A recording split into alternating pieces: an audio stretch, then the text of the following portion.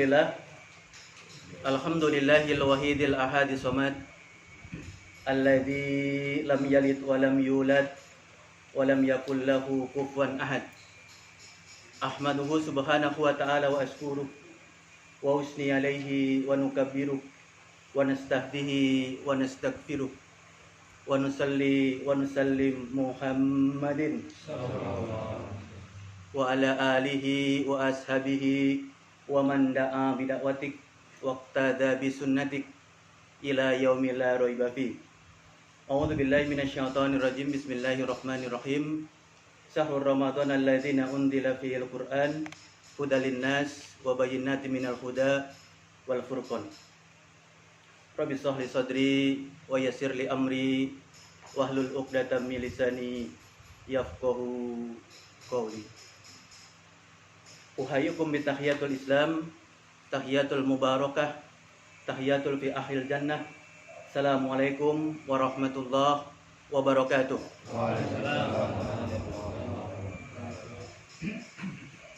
Alhamdulillahirabbil alamin. Ikhwan fillah rahmatullah. Pertama dan paling utama, mari senantiasa kita panjatkan puja serta syukur kehadirat Allah Subhanahu wa taala. Rabbi rabbukum rabbus samawati wal ard.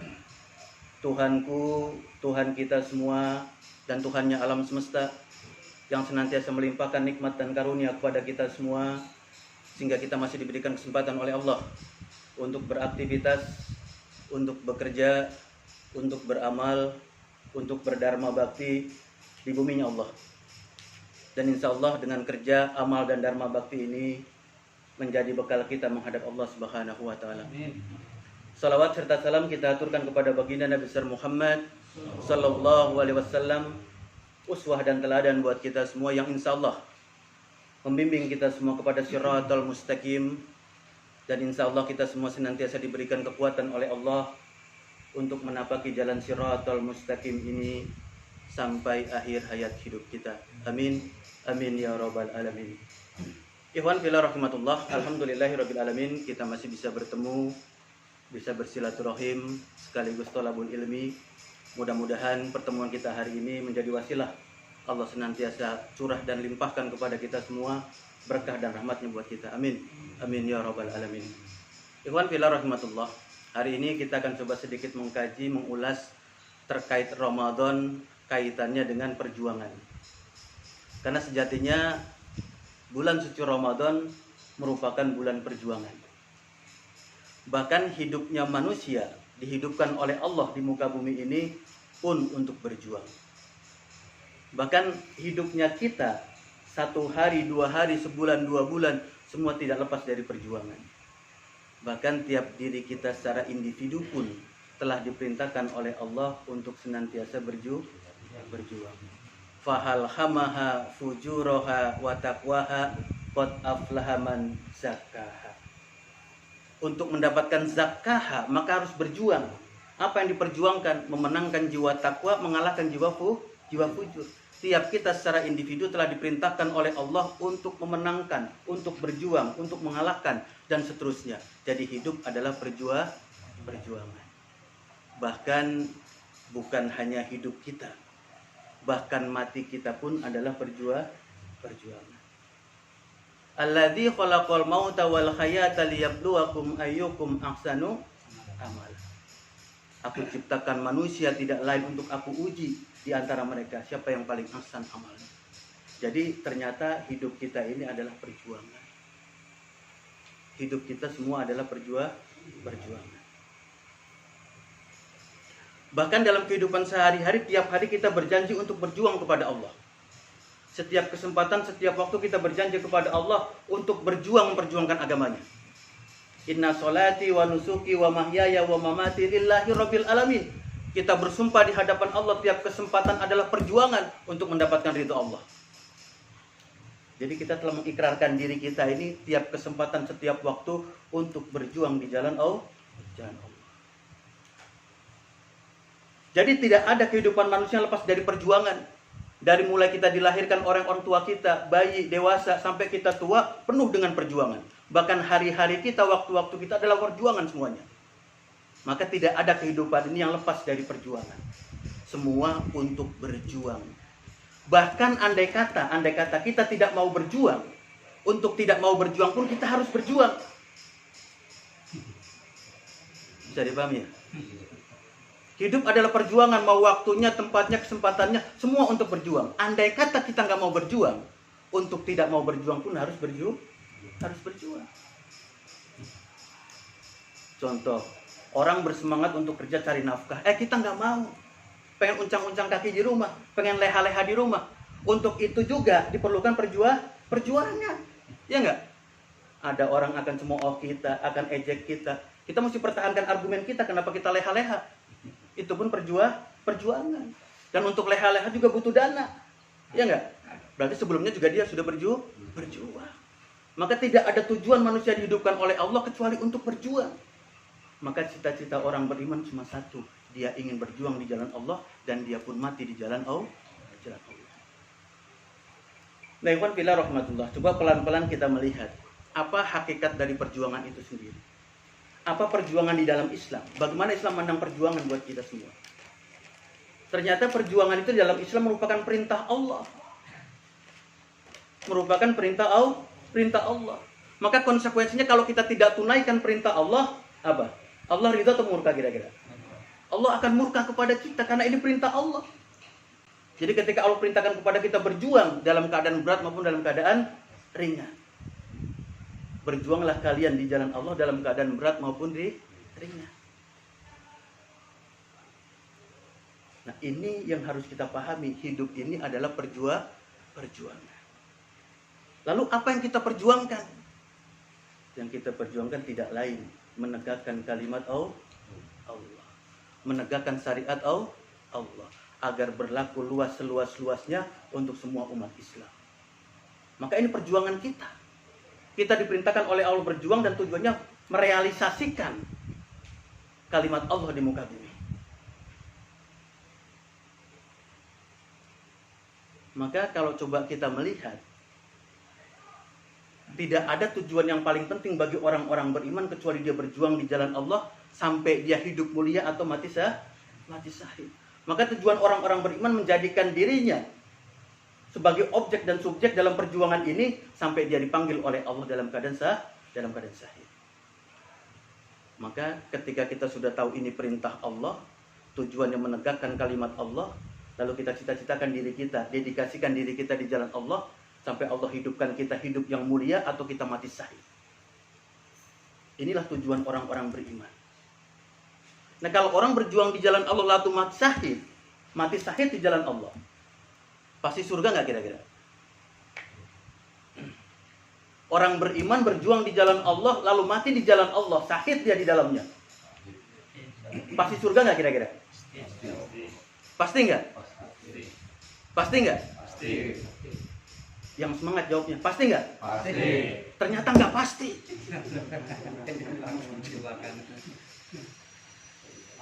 Karena kita dengar hadisnya Rasulullah menceritakan kepada kita, ada orang mati di jalan Allah syahid dia. Ditanya oleh malaikat, kenapa engkau berjuang di jalan Allah lalu mati? Apa tujuanmu? Apa kata dia? Aku ingin mendapatkan ridha Allah. Kata malaikat, kadzabta, engkau dusta. Engkau ingin disebut engkau pemberani, engkau pahlawan, lalu engkau mati di jalan ini. Maka diseretlah orang itu masuk ke neraka, ke jahanam. Sudah mendedikasikan waktunya, tenaganya, raganya, pikirannya, semua dia curahkan di jalan Allah, lalu dia mati, ternyata nggak masuk surga. Maka pelajaran penting buat kita ketika sudah ada di jalan yang benar, di jalan Allah, luruskan niat kita. Luruskan niat kita, karena itu menentukan akhir kehidupan kita, akan celaka atau akan bahagia. Berjuang tidak ada pilihan, harus berjuang. Tapi ketika sudah berjuang, luruskan niat kita. Bahkan agama ini, Islam, merupakan agama perjuangan. Kita diperintahkan oleh Allah untuk senantiasa memperjuangkan agama ini. Karena Islam itu artinya selamat. Aslama yuslimu salamatan. Jadi kita berjuang dengan agama ini agar diri-diri kita menjadi orang yang selamat. Ini perjuangan. Perjuangan buat kita semua. Kita diberikan waktu, diberikan usia oleh Allah di dunia. Bagaimana caranya kita berjuang di jalan Allah agar kita semua selamat. Jadi Islam pun ternyata agama perjuangan. Maka andai kata ada orang berjuang di jalan Allah, lalu cita-citanya karena dia cinta kepada tanah air, itu boleh nggak kira-kira? Orang berjuang di jalan Allah, tapi karena dia cinta kepada tanah air, boleh nggak kira-kira? Benar nggak cita-citanya? Benar nggak? Ada yang mengatakan mau berwatan itu karena bagian daripada iman itu kalau terlepas dari itu hadisnya tahu apa enggak ya? Kita tanah air sebagian daripada iman katanya. Jadi setiap orang berjuang pasti punya landasan, punya alasan kenapa dia berjuang. Nah kalau ada orang berjuang alasannya karena tanah air, cinta tanah air, benar nggak kira-kira? Enggak. Tanah air yang mana dulu?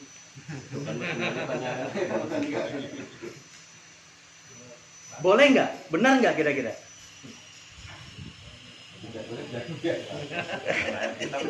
Ini bukan jebakan, bukan. Jangan takut dijebak. Kalau orang berjuang karena cinta tanah air, boleh nggak? Benar nggak kira-kira? Kalau andai kata boleh kita berjuang karena cinta tanah air, lalu apa bedanya dengan orang-orang kafir yang berjuang juga karena tanah air? Ya nggak? Orang kafir juga berjuang karena cinta tanah air juga kan? Lalu apa bedanya? Bedanya di mana gitu? Tapi andai kata nih, ketika Rasulullah dan para sahabat hijrah dari Mekah ke Madinah, lalu dia berjuang di jalan Allah karena cinta tanah air, boleh nggak kira-kira? Boleh nggak? Boleh nggak kira-kira? Udah pindah nih dari Mekah ke Madinah, punya kelompok di sana, punya komunitas di sana, punya lembaga di sana, punya negara di sana. Boleh nggak dia mengatakan aku berjuang di jalan Allah karena cinta tanah air? Boleh nggak? Boleh nggak? Ini nggak jebakan juga nih. Boleh nggak? Boleh. Yang diam takut salah jawab. Kalau landasan dia cinta tanah air karena Allah, karena Islam, karena telah disibgoh tempat itu dengan Islam, maka sahih alasannya, maka boleh alasannya. Karena apa saja kalau satu juga dengan Islam, dengan Al-Quran menjadi kebaikan dia semua. Boleh. Jadi boleh. Jadi apa saja kalau tersibgoh dengan Islam, tersibgoh dengan Al-Quran, maka akan menjadi baik buat mereka. Contoh misalkan ini. Antum pernah bayangkan nggak? Ramadan kenapa Allah sebutkan sebagai bulan paling mulia? Sahidus suhur, penghulunya para bulan-bulan, bulan paling mulia, paling tinggi derajatnya. Apa pasalnya kira-kira? Karena di bulan itu turun Al-Quran. Atau kalau kita lihat malaikat, di antara malaikat-malaikat Allah ada satu malaikat yang ditinggikan kedudukannya oleh Allah sebagai Sahidul Malakut. Siapa dia? Malaikat Jibril. Kenapa dia dimuliakan oleh Allah? Karena dia membawa Al-Quran. Lalu Nabi Muhammad Rasulullah SAW, kenapa dimuliakan di antara nabi-nabi dan rasul yang lain? Karena dia menerima Al-Quran. Jadi apa saja yang tersibgoh dengan Al-Quran, mau tempat, mau waktu, mau orang, maka menjadi mulia dia. Jadi kemuliaan seseorang tergantung Al-Quran. Dan perhatikan, kehinaan manusia pun tergantung Al-Quran. Jadi kalau Allah muliakan tempat, orang, situasi, kondisi karena Al-Quran, maka itu semua pun bisa dihinakan oleh Allah pun karena Al-Quran. Maka ini yang harus kita pahami. Karena apa saja kalau sudah terkait dengan Al-Quran, kita pahami, kita perjuangkan, kita dakwahkan, menjadi kemuliaan buat kita semua. Khairun nas ta'alam Al-Quran wa 'allamahu. Sebaik-baik manusia, the best people, tidak ada yang lebih baik di antara manusia kecuali orang-orang senantiasa belajar Al-Quran lalu mengajarkan kepada orang lain.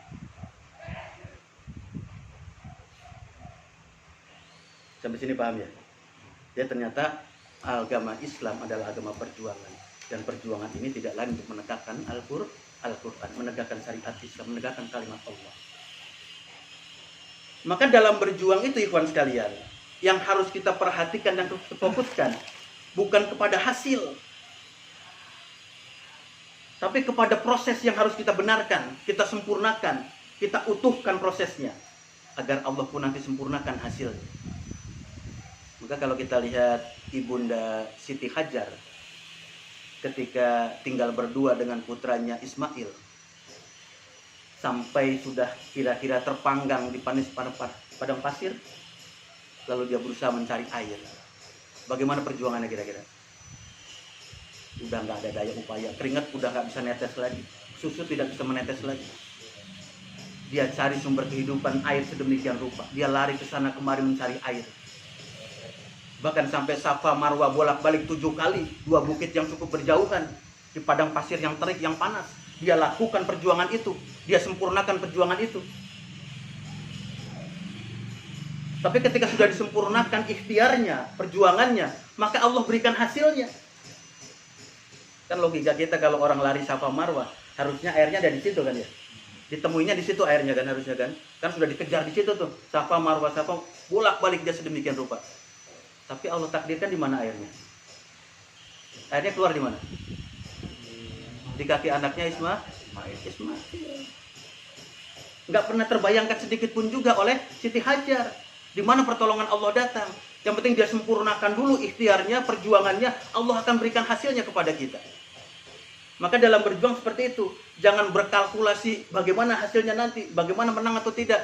Sempurnakan ikhtiar kita, Allah berikan yang terbaik buat kita semua. Maka ada satu ayat yang cukup menarik untuk kita kupas. Dalam surah Muhammad, surah 47, ayatnya 7 dan 8. Ini ayat terkait dengan perjuangan kita. Bagaimana kita berjuang menolong agamanya Allah. Surah 47, ayat 7 dan 8. Ya ayyuhalladzina amanu in tansurullah yansurkum wa yusabbit aqdamakum. Walladzina kafaru fata'saluhum wa adalla a'malukum. Ayat 7 dan 8. Surahnya surat 47, surat Muhammad. Artinya apa itu? Hai orang-orang beriman, jika engkau menolong agama Allah, pasti Allah akan menolong kalian. Ini ayat ini dari semenjak Rasul ada sampai hari ini jadi pertentangan. Apa kata mereka? Allah yang maha besar, Allah yang maha tinggi, Allah yang maha perkasa, yang bijaksana, yang punya kekuasaan segala sesuatu, yang aziz, kok butuh ditolong gitu? Kok butuh pertolongan manusia yang lemah? Ini maksudnya seperti apa? Untuk pernah bayangin nggak ada pertanyaan seperti itu? Itu jawabannya apa kira-kira? Pernah kepikiran sama kita nggak kira-kira? Allah yang maha besar, yang maha tinggi, yang maha aziz, yang perkasa. Di ayatnya disebutkan kita disuruh nolong agamanya. Kontradiksi nggak kira-kira? Kontradiksi nggak? Seakan-akan kontradiksi. Padahal kalau kita coba cermati ayat ini Makkiyah atau Madaniyah nih? Surah Madaniyah. Ini turun di Madinah ketika awal-awal Islam berkembang, baru mulai dibina, baru mulai dibentuk itu struktur Islam di sana. Maka disitulah dibutuhkan bantuan orang-orang beriman. Gitu. Pertama itu jawabannya. Yang kedua, memang benar Allah maha besar, Allah maha tinggi, Allah maha aziz, dan tidak butuh bantuan manusia yang lemah. Justru Allah minta pertolongan kita untuk kepentingan manusia sendiri.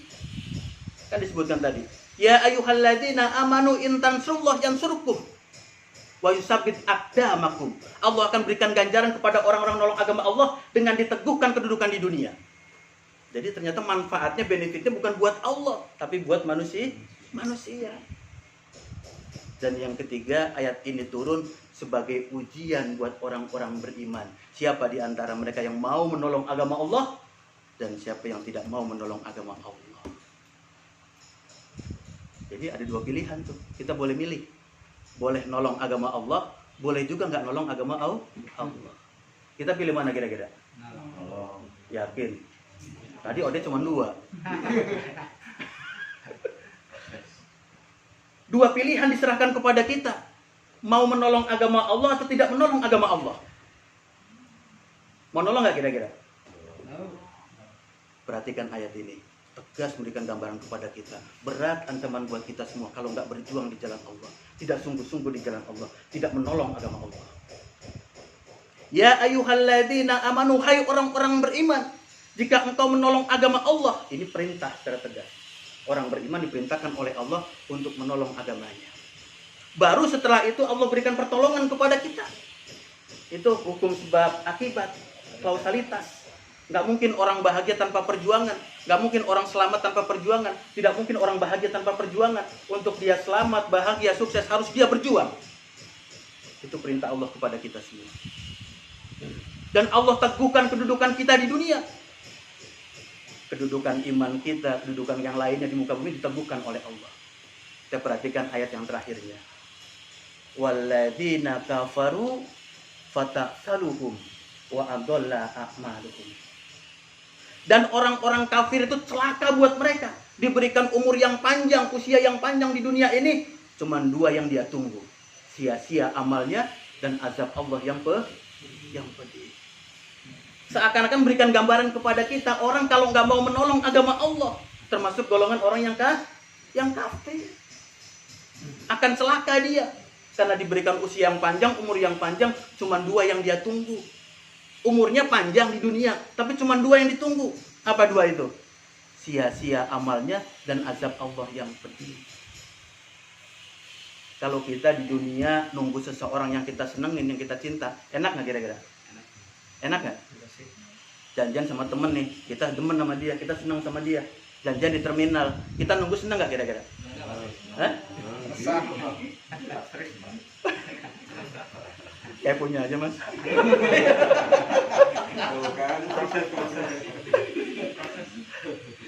Jadi kalau kita di dunia menunggu sesuatu yang kita senang, gembira kita.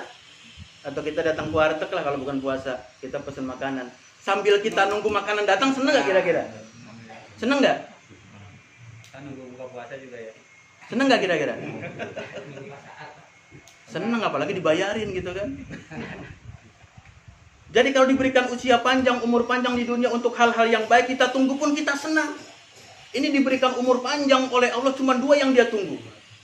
Sia-sia amalnya dan azab Allah yang pedih. Jadi celaka orang kalau nggak berjuang di jalan Allah itu. Bisa digolongkan oleh Allah menjadi orang yang kafir. Nah kalau sudah kafir itu masya Allah, sia-sia amalnya dan azab Allah yang pedih. Lama-lamanya. Pedih azabnya. Bahkan orang kafir, orang musyrik itu innamal musyrikuna najasun gitu. Apa najasun itu? Najis. Kalau najis masih ringan. Ini najasun. Kalau najis itu kayak baju kita, kecepretan kencing, itu najis. Kalau kita siram pakai air 2-3 gayung atau 1 ember, hilang najisnya. Tapi kalau najasun itu najisnya itu sendiri. Air kencingnya itu sendiri. Mau disiram pakai air berapa ember pun nggak akan pernah hilang. Begitulah orang-orang kafir, begitulah orang-orang syirik. Kalau sudah menjadi golongan syirik dia, dari golongan kafir dia, najasun, celaka buat dia. Jadi hati-hati bicara masalah perjuangan ini menentukan kita akan selamat dunia akhirat atau celaka dunia dan akhirat. Maka coba kita lihat pelan-pelan, benarkah ada korelasinya antara Ramadan dengan perjuangan? Ada nggak kira-kira korelasinya? Ada nggak korelasinya? Ternyata justru Ramadan itu bulan perjuangan. Kita diperintahkan oleh Allah untuk berjuang. Apa yang diperjuangkan? Menghapuskan dosa-dosa kita. Di bulan Ramadan kita diperintahkan oleh Allah untuk berjuang, mengumpulkan amal-amal soleh kita. Di bulan Ramadan kita berjuang untuk menjadikan kita orang-orang yang bertakwa. Maka Ramadan bulan perjuangan. Bahkan kalau coba kita pelan-pelan lihat sirah Rasulullah, ketika Ramadan itu sepanjang waktunya digunakan untuk berjuang di jalan Allah. Jadi kalau 1 hari ini puasa nih, dari mulai subuh sampai nanti berbuka lagi di maghrib hari, itu dipergunakan oleh mereka untuk berjuang di jalan Allah. Dia kerahkan tenaganya, pikirannya, jasadnya, hatinya untuk berjuang di jalan Allah. Coba bandingkan kita kalau puasa 1 hari, kalau udah habis subuh siang, apa yang kita lakukan siang di sana? Apa yang kira-kira? Tidur. Banyak yang tidur, banyak ngabuburit juga. Iya kan? Coba bandingkan dengan Rasulullah. Ramadan dijadikan sebagai perjuangan. Tahun kedua Hijriah ada perang apa di situ? Baru pindah dari Mekah ke Madinah, 1 tahun di sana, masuk tahun kedua di awal-awalnya terjadi perang Badar. Ini perang maha dahsyat, perang pertama kali orang-orang beriman, orang-orang Islam berhadapan dengan kafir Quraisy. Perang pertama kali yang mereka tunggu-tunggu, mereka nanti-nantikan. Terjadi di bulan Ramadan tahun kedua Hijriah. Antum tahu perbandingan kaum muslimin dengan orang-orang kafir? Berapa? 300 atau 3000? Jangan salah nyebutin angka. Perang Badar itu disebutkan kekuatan kaum muslimin hanya 313 orang. Lalu logistik dan infanterinya berapa banyak? Ternyata cuma 2 ekor unta. 313 orang prajurit ditambah 2 ekor unta untuk logistik dan infanterinya. Lawan berapa banyak musuhnya? 1:3. Jadi kira-kira 1000 lebih armada mereka, kekuatan mereka. Dengan personil yang lengkap, senjata yang lengkap, logistik yang lengkap, infanteri yang lengkap. Bahkan mereka terkenal jago-jago perangnya ada di situ. Antum kalau dihadapkan kondisi seperti ini nih, berani atau takut perang kira-kira? 313 lawan 1000 orang. Jawarannya ada di sana semua. Yang di sini anak cerek semua nih, anak bawang. Kan kita tahu kan di situ kan ada Bilal bin Rabah, ya kan? Ammar bin Yasir, orang-orang kalang rendahan semua. Boro-boro punya pengetahuan tentang perang. Untuk hidup aja susah. Berhadapan dengan orang yang sudah punya keahlian perang.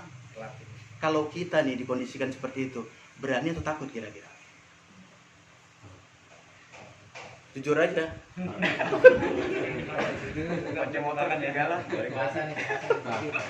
Enggak jujur batal puasanya. 300 lawan 1000. Wallahi demi Allah secara fitrah semua orang takut. Tapi ada sebagian besar sahabat-sahabat Rasulullah yang tetap berdiri tegak menyambut datangnya perang Badar. Apa pasalnya? Karena mereka mendapatkan basiroh. Tahu basiroh? Kabar baik dari Allah melalui Jibril kepada Rasulullah. Apa kabar baiknya? Apa basirohnya? Bukan. Perhatikan. Ada sirah menceritakan kepada kita ketika di Mekah, ketika kaum muslimin masih sedikit, ada sahabat mukmin pada sedang tawaf ditangkap oleh orang-orang kafir Quraisy, diintimidasi, dipukul sedemikian rupa. Lalu lewat di situ Umar bin Khattab, jawarannya Mekah pada saat itu. Jadi orang beriman ditangkap, dikeroyokin, dipukul. Umar lewat. Padahal kalau kita tahu dulu zaman Umar sebelum masuk Islam, setiap ada keributan di mana saja pasti ada Umar di situ. Dan mereka tahu kalau Umar sudah datang beres dah urusan. Gitu. Gitulah kira-kira. Lalu apa yang terjadi ketika ada orang beriman dipukul, diintimidasi sedemikian itu? Umar lihat apa yang terjadi. Apa kira-kira? Ternyata hanya dilihat oleh Umar, lalu 2-3 langkah ditinggalkan orang itu. Sambil Umar berkata, apa perkataan Umar dalam hadis itu? Tunggu pembalasan kami ketika jumlah kami 300 orang. Jadi sebelum Badar terjadi, para sahabat sudah tahu akan terjadi perang antara orang beriman dengan orang kafir ketika jumlah mereka 300 orang. Itu jauh sebelum Badar terjadi. Umar sudah pernah mengutarakan itu. Jadi penuh dengan persiapan, penuh dengan kebanggaan, penuh dengan keberanian menghadapi peristiwa itu. Bahkan basiroh berikutnya mereka pun tahu nanti dalam perang itu Allah akan tolong mereka. Perang yang udah gak masuk akal komposisinya itu, mereka sadar betul Allah akan hadir berikan pertolongan. 300 lawan 1000. Maka ketika terjadi peperangan Badar, strategi Rasulullah gimana? Defensif bertahan atau ofensif menyerang? Defensif bertahan, ofensif menyerang. Mana strategi Rasulullah? Ini 300 lawan 1000 loh. Apa strategi Nabi Rasulullah pertama kali?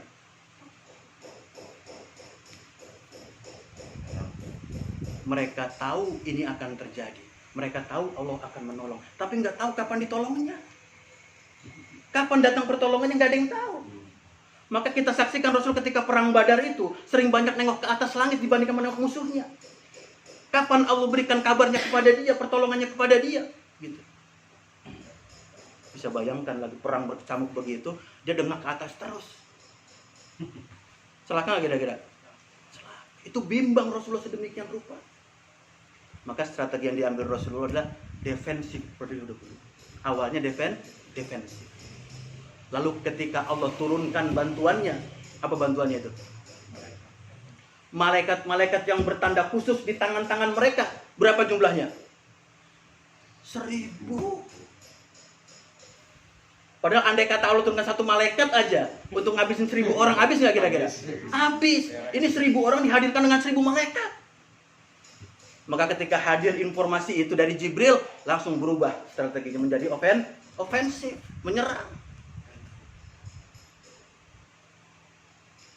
Pelajaran Ramadan kepada kita semua, perang, berjuang di jalan Allah, itulah jalan kemuliaan.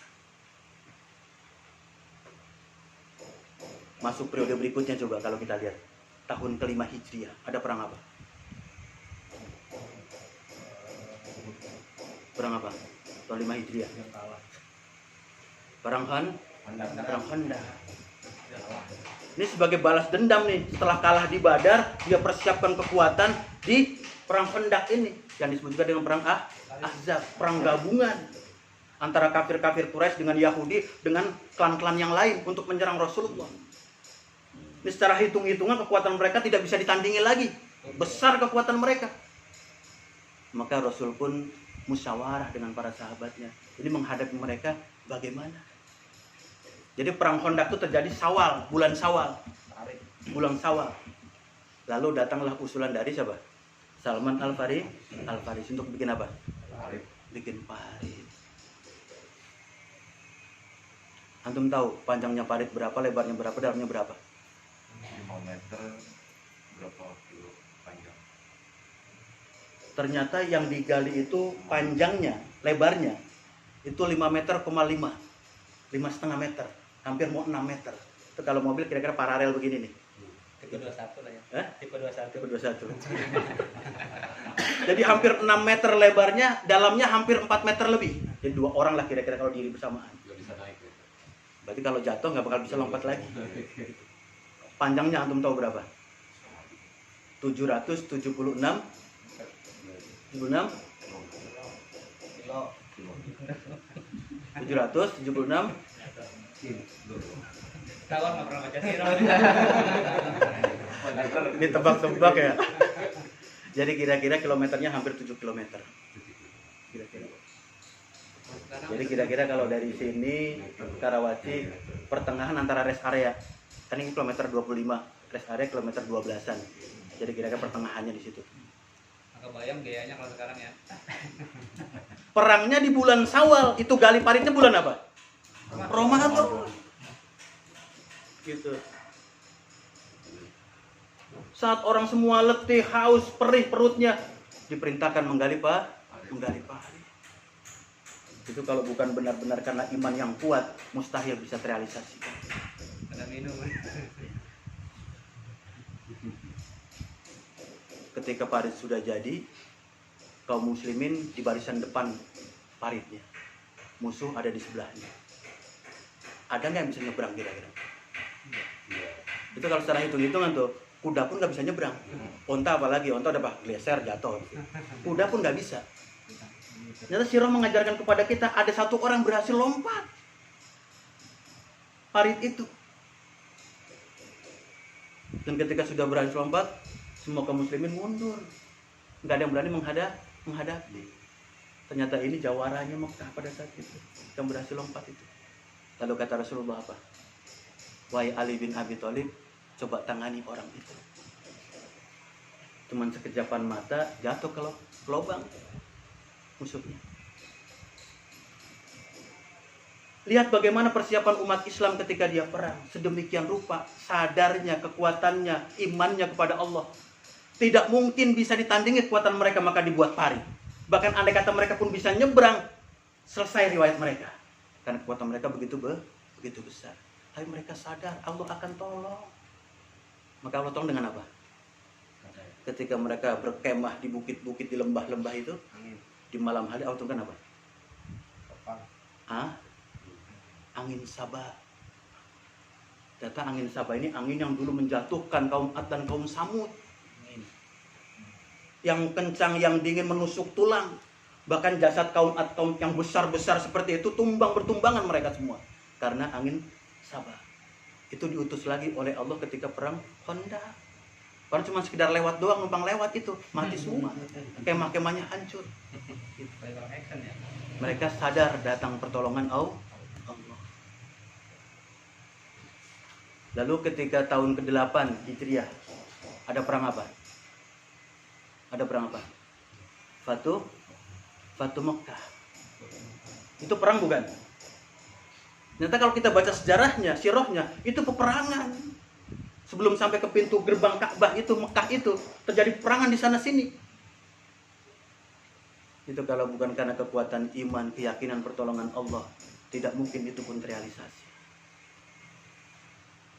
Maka ikhwan fillah rahimatullah, kalau kita lihat Ramadan, lagi-lagi Ramadan bulan perjuangan buat kita semua.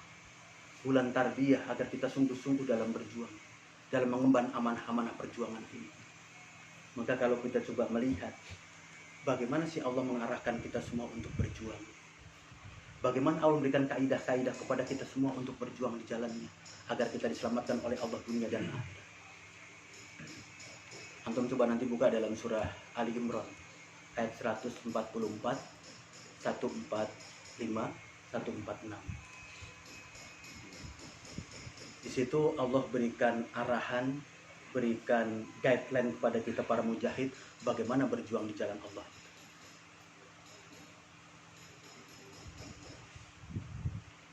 Ada yang ketemu ayatnya? Ali Imran 144. Coba dibaca.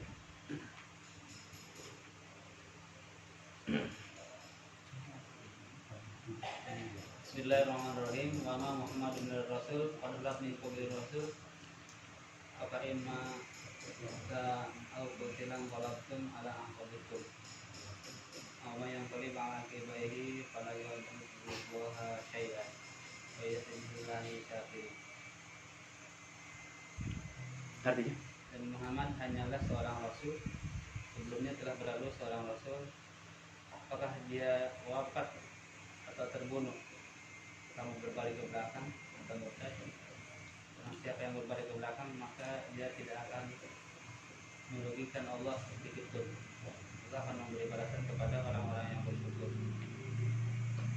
Wa ma Muhammadun illa rasul qad khalat min qablihi rusul afa imata au qutilan qalabtum ala aqabikum wa may yanqalib ala akibaihi yadurullahu syai'a wa sayajzillahu syakirin. Muhammad tuh cuman sekedar utusan, cuman sekedar rasul. Kalau dia terbunuh, dia mundur ke belakang, dia wafat, dia mati, apakah kalian akan futur? Gitu kata Allah. Dan kalau kalian akan mundur dan futur, sesungguhnya Allah tidak dirugikan sedikit pun juga. Dan sungguh Allah akan berikan balasan kepada orang-orang yang bersyukur. Perhatikan. Jadi hadirnya Rasulullah SAW sebagai pemimpin itu patut kita syukuri. Karena dengannya lah kita bisa berjuang. Dengannya lah kita bisa menempuh jalan fisabilillah. Dengan jalannya kita mendapatkan keberkahan Allah Subhanahu wa taala. Jadi Rasul itu cuma sekedar manusia biasa, sebelumnya pun berlalu Rasul-Rasul. Apakah kalau dia mundur ke belakang, dia mati, dia terbunuh, engkau akan futur? Jadi buat kita dalam berjuang itu tidak mengenal figuritas. Tidak mengenal ini yang kita idolakan, ini kurang kita idolakan, tidak. Selama dia pemimpin kita, wajib untuk kita ikuti. Wajib untuk kita taat. Karena disitulah esensi orang-orang beriman. Orang beriman itu taat kepada Allah, kepada Rasulnya, dan wa ulil amri minkum. Ayat yang pertama 144 mengajarkan kepada kita semua adanya Rasulullah untuk kita ikuti. Kalau dia nanti mundur, dia mati, dia meninggal, akan ada gantinya. Dan kalaupun kita ikut futur, ikut mundur, maka kerugian buat kita. Antum juga begitu dalam berjuang. Jangan lihat figur orang per orang. Antum masing-masing punya amanah, punya tugas, punya kewajiban. Jalankan, tunaikan kewajiban itu semua. Maka itu kebaikan buat kita semua. Bukan kerugian buat Allah. Karena buat Allah, andai kata Allah ingin jadikan nih orang-orang beriman semua menang, mudah nggak kira-kira? Mudah nggak kira-kira? Innama amruhu idza arada say'an ayyaqula lahu kun fayakun. Mudah buat Allah. Tapi justru itu buat keutamaan buat kita orang-orang beriman. Diberikan jalan agar kita menjadi orang-orang yang mulia. Jadi pertama, adanya pemimpin untuk ditaati. Siapapun dia mau berganti seperti itu, tidak masalah. Selama tetap di jalan Allah, kita taat kepadanya. Dan sumber kebaikan buat kita semua. Nah yang seperti ini diperintahkan kita semua mensyukurinya. Karena dengan adanya pemimpin, semua amal-amal kita menjadi ibadah. Nah, coba teruskan di ayat yang berikutnya, 145.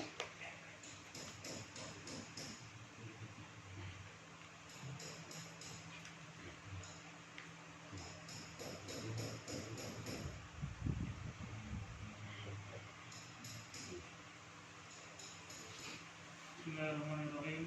Wa ma kana li nafsin an tamuta illa bi idznillah kitaban muajjala wa may yurid abatud dunya nutihi min aha wa may yurid abal yakhatimuhu minha wa zananzi syafarin. Dan setiap yang bernyawa tidak akan mati kecuali dengan izin Allah, sebagai ketetapan yang telah ditentukan waktunya. Barang siapa menghendaki pahala dunia, niscaya kami berikan kepadanya pahala dunia itu. Dan barang siapa menghendaki pahala akhirat, kami berikan pula kepadanya pahala akhirat itu. Dan kami akan memberikan balasan kepada orang-orang yang bersyukur. Wa ma kana lin nafsin an tamuta illa bi idznillahil kitaban muazzala. Wa may yuridu thawaba dunya nutihi minha wa may yuridu thawabal akhirati nutihi minha wa sayajzillahu syakirin. Jadi mati dan hidupnya seorang sudah dalam kacamata Allah, dalam perhitungan Allah, dalam kitabnya Allah telah ditentukan oleh Allah. Dia mati pun atas izin Allah. Dan orang bisa mendapatkan pahala dunia kalau dia mau, dan bisa mendapatkan pahala akhirat pun kalau dia mau. Ini menjadi pelajaran buat kita semua, ikhwan sekalian. Seorang mujahid ketika sudah ada di dalam, maka dia bisa mendapatkan dua, kebaikan dunia dan kebaikan akhirat. Pahala dunia dan pahala akhirat. Orang kalau sudah di dalam, berjuang di dalam, dua dia dapatkan, kebaikan dunia dan kebaikan akhirat. Mungkin nggak orang di dalam cuma dapat kebaikan dunia? Mungkin nggak? Mungkin nggak? Mungkin nggak? Udah di dalam nih, dapat cuma dunia doang. Ada nggak? Ada. Jadi tidak otomatis yang ada di dalam dapat dunia akhirat, tergantung aktivitas dia, tergantung perjuangan dia. Dan tadi sudah disebutkan, kalau nggak menolong agama Allah aja, masuk golongan yang kafir. Ini sudah di dalam punya kemungkinan, yang didapatkan cuma dunia. Jadi kalau orang di dalam ada 3 kemungkinan dia dapatkan. 1, dia dapatkan kehidupan dunia saja. Yang kedua, dia dapatkan kehidupan akhirat saja. Yang ketiga, dia dapatkan kehidupan dunia dan akhirat. Kalau di dalam kan dunia akhirat. Kalau di luar dapat apa kira-kira? Dapat apa? Dapat apa kira-kira? Harta sekalipun dunia mereka nggak dapat. Iya nggak? Kok bisa, Tat?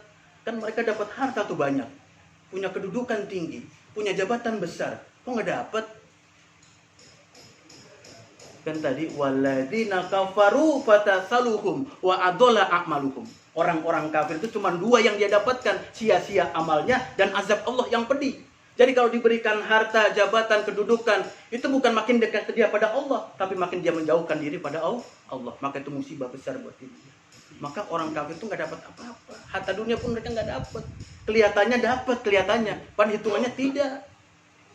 Jadi kalau antum jadikan orang-orang di luar sana sebagai idola, oh orang ini sukses ya, saya mau ikutin gitu. Orang ini kaya ya, antum salah ngambil contoh. Harusnya ngambil dari dalam. Kan di dalam itu akan dapatkan 2, kebaikan dunia dan kebaikan akhirat. Ayat yang berikutnya 146.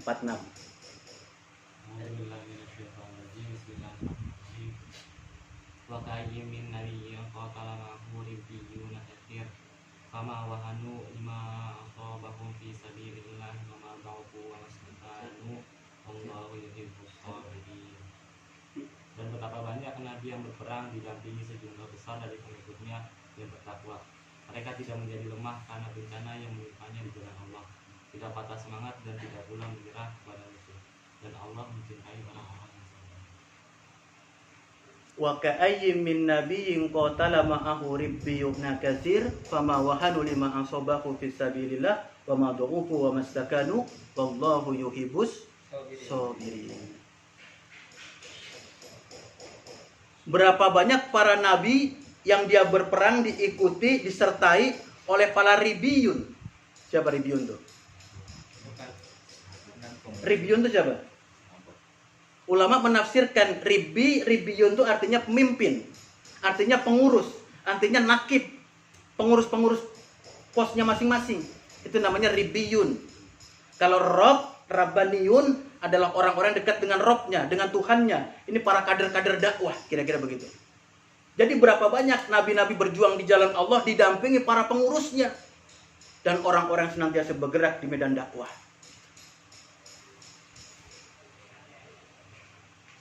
Yang mereka berjuang tidak pernah lemah, tidak pernah patah semangat, tidak pernah menyerah kepada musuh. Wallahu yuhibbu sabirin. Sungguh Allah mencintai orang-orang yang sabar. Jadi ternyata sabar itu tempatnya cuman berperang di jalan Allah, berjuang di jalan Allah, berjihad di jalan Allah. Di luar itu tidak ada tempatnya sabar. Contoh misalkan nih, antum karena kondisi ekonomi lagi susah begini, pandemi juga gitu kan, terus PHK, nganggur gitu kan, terus pengen usaha susah, buka warung modal nggak punya gitu kan, keahlian nggak ada, akhirnya nggak punya pekerjaan, ada yang nawarin, mau nggak ngedarin narkoba, diambil. Jalanin tuh bisnis narkoba, kondisi masih pandemi, sepi nggak ada yang beli. Istrinya bilang, Mas, yang sabar ya, emang lagi sepi sekarang. Boleh nggak kira-kira? Boleh nggak? Nggak bisa. Karena sabar tempatnya di jalan Allah. Hanya di jalan Allah kita bisa bersabar. Dan antum tahu kedudukan orang-orang sabar di hadapan Allah. Sangat tinggi sekali. Begitu tinggi kedudukan orang sabar di jalan Allah. Nanti orang kalau dihisab yaumil hisab nanti dikumpulkan di padang mahsyar. Manusia yang sekian banyaknya miliaran orang cuma dibagi jadi dua. Satu namanya ahlu afiyah. Ada orang-orang yang senantiasa dalam hidupnya diberikan kemudahan, kelonggaran, kebaikan, nggak pernah dapat musibah. Yang satu lagi kelompok orang yang dinamakan ahlu musibah. Nanti ketika dihisab oleh Allah pertama kali yang dihisab siapa? Ahli musibah atau ahlu afiyah? Yang dihisab terlebih dahulu adalah ahlu musibah. Orang yang selama hidupnya tuh penuh dengan ujian, penuh dengan bencana, penuh dengan ujian-ujian berat pada dirinya. Kan dia berjuang di jalan Allah. Lalu dihisablah mereka. Lalu karena hisabnya mereka itu baik, karena penuh kesabaran ketika diuji di jalan Allah, maka ditempatkan di tempat yang tertinggi di surganya. Lalu ahlu afiyah ini berkata kepada para malaikat, saking tingginya kedudukan ahlu afiyah, ahlu musibah dilihat sedemikian rupa tingginya. Lalu dia berkata kepada para malaikat, wahai malaikat, kalau begini kedudukan ahli sabar, yang sabar di jalan Allah, maka berikan kesempatan kepada kami untuk mati barang 1-2 hari, hidup lagi kami, timpakan musibah yang besar agar kami bisa bersabar, agar dengan sabar itu mendapatkan kedudukan yang tinggi di sisi Allah. Jadi ternyata sabar itu sedemikian tinggi kedudukannya. Orang berjuang di jalan Allah lalu sabar itu tinggi kedudukannya. Bahkan sampai nanti orang di yaumil hisab itu minta dihidupkan sehari 2 hari, lalu timpakan musibah yang besar kepada mereka agar mereka bisa sabar sehingga mendapatkan kedudukan tinggi di sisi Allah. Kita malah nggak mau ya. Kita malah nggak mau. Buktinya di mana nggak mau? Tiap bulan capaiannya nggak ada. Kalau mau kan dia bersusah payah, dia korbankan waktu, korbankan tenaga. sehingga terlihat realisasi hasilnya dari objek-objek dakwah yang kita bina, yang kita rekrut. Ini cerminan kalau kita belum sadar keutamaan sifat sabar, kedudukan orang-orang sabar di jalan Allah. Kalau dia sadar, dia akan mati-matian berjuang di jalan Allah. Karena itu menjadi bekal dia menghadap Allah Subhanahu wa Ta'ala. Maka ketika bicara masalah sabar itu, ini kedudukan mulia yang diberikan kepada kita ketika berjuang di jalan Allah. Maka ketika bicara jangan lemah, jangan patah semangat, jangan menyerah kepada musuh. Ini tahapan nih, orang kalau mau futur itu begitu tahapannya. Merasa dirinya lemah dulu, lalu patah semangat, lalu menyerah kepada musuh. Nah, orang senantiasa berjuang di jalan Allah kan tertarbiyah, terkondisikan dirinya senantiasa kuat di hadapan Allah, berjuang di jalan Allah, sehingga jauh dari sifat lemah, jauh sifat dari menyerah, jauh dari sifat patah semangat. Dia terus beraktivitas, terus bergerak, terus meningkatkan kualitas imannya. Karena Anda sering sampaikan kepada teman sekalian ya, manusia itu ternyata dinilai oleh Allah tergantung apanya? Tergantung amalnya, tergantung pekerjaannya, tergantung gerakannya. Kan gitu. Kalau makin banyak bekerja, makin banyak beramal, makin banyak bergerak, maka nilainya mahal di hadapan Allah. Contoh aja lah, ayam kampung, ayam negeri kan? Mahalan mana ayam kampung sama ayam negeri? Antum tahu kenapa dia lebih mahal? Karena banyak bergerak. Subuh-subuh keluar dari kandang, agak pagian lari ke kebun, siang naik ke loteng, dan seterusnya bergerak terus sedemikian rupa. Maka pantas harganya mahal. Ayam negeri gimana? 1 hari, 2 hari di kandang, sebulan, 2 bulan di kandang, setahun, 2 tahun disuntik pahanya, kakinya, pantas harganya